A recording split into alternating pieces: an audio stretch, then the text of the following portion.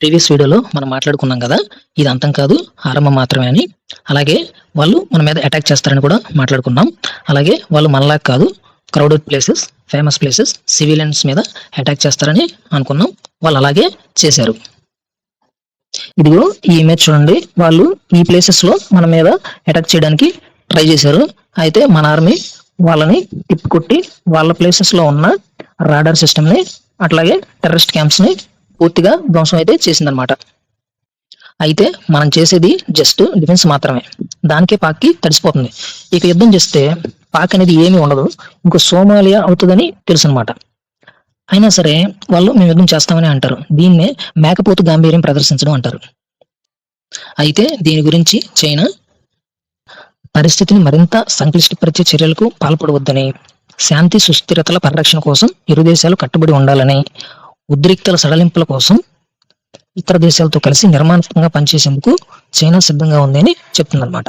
అంటే దీన్ని బట్టి ఏమర్థం అవుతుందంటే చైనా పాక్కి ఇండైరెక్ట్ గా చెప్తుంది, నేను నీకు హ్యాండ్ ఇవ్వబోతున్నాను అని.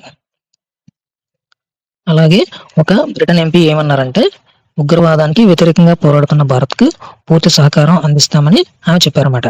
అలాగే అమెరికా, రష్యా, ఉక్రెయిన్ ఇవన్నీ మనకు అండగానే ఉన్నాయి.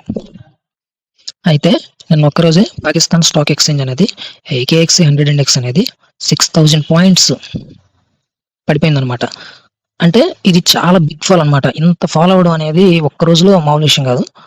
వాళ్ళ యొక్క ఇయర్ టు ఇయర్ కంపేర్ చేసుకుంటే 10% అనేది వాళ్ళ స్టాక్ మార్కెట్ అనేది పడిపోయింది అనమాట. మామూలుగా అయితే మన ఇండియన్ స్టాక్ మార్కెట్స్ అయితే మాక్సిమం పడిపోతే ఒక 1000 పాయింట్స్ లేదా 1200 పాయింట్స్ పడతాయి అంతే. ఇంత బిగ్ ఫాల్ అనేది మామూలు విషయం కాదనమాట. అది కంక్లూజన్ ఏంటంటే, ఎన్ని దేశాలు ఎంత సపోర్ట్ ఇచ్చినా వార్ జరిగితే నష్టపోయేది మన ఆర్థిక వ్యవస్థే.